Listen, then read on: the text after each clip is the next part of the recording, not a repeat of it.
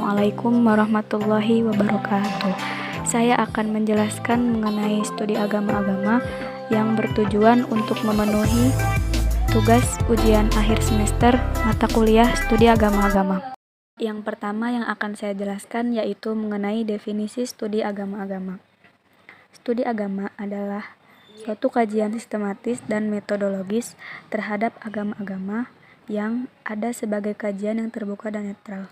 Studi agama mengkaji baik dari segi asal-usul keberadaannya sebagai suatu sistem keyakinan dan kepercayaan dalam konteks hubungan antar agama.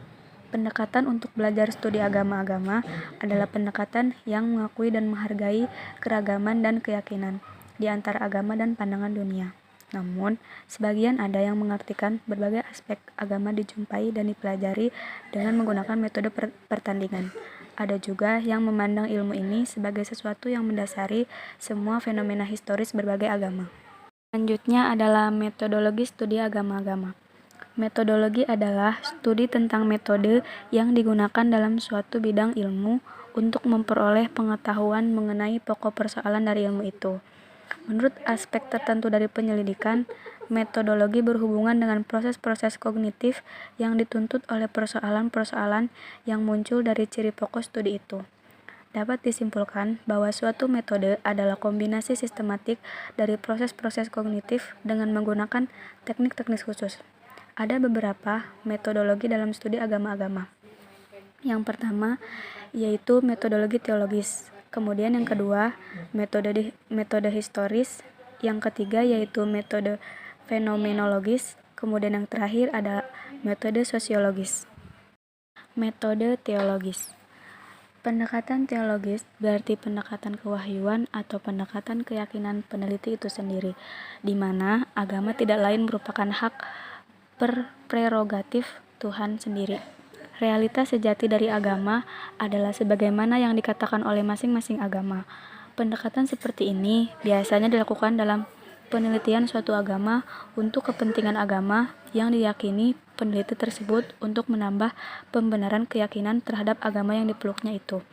Adapun yang termasuk ke dalam penelitian teologis ini adalah penelitian-penelitian yang dilakukan oleh ulama-ulama, pendeta, rahib terhadap suatu objek masalah dalam agama yang menjadi tanggung jawab mereka, baik disebabkan oleh adanya pertanyaan dari jamaah maupun dalam rangka penguatan dan mencari landasan yang akurat bagi suatu mazhab yang sudah ada. Selanjutnya, metode historis. Historis atau sejarah adalah suatu ilmu yang di dalamnya dibahas berbagai peristiwa dengan memperhatikan unsur tempat, waktu, objek, latar belakang, dan pelaku dari peristiwa tersebut. Kemudian yang ketiga yaitu metode fenomenologis. Pendekatan atau metode yang paling dekat dan berhubungan dengan pendekatan historis adalah pendekatan fenomenologis. Hal ini dikarenakan fenomenologi dan sejarah itu saling melengkapi. Yang terakhir adalah metode sosiologis. Dalam disiplin sosiologi agama, ada 3 perspektif utama sosiologi yang seringkali digunakan sebagai landasan dalam melihat fenomena keagamaan di masyarakat, yaitu perspektif fungsionalis, konflik, dan interaksionisme simbolik. Masing-masing perspektif memiliki karakteristiknya sendiri-sendiri, bahkan bisa jadi penggunaan perspektif yang berbeda dalam melihat suatu fenomena keagamaan akan menghasilkan suatu hasil yang saling bertentangan. Sekian penjelasan saya mengenai studi agama-agama, semoga bermanfaat. Wassalamualaikum warahmatullahi wabarakatuh.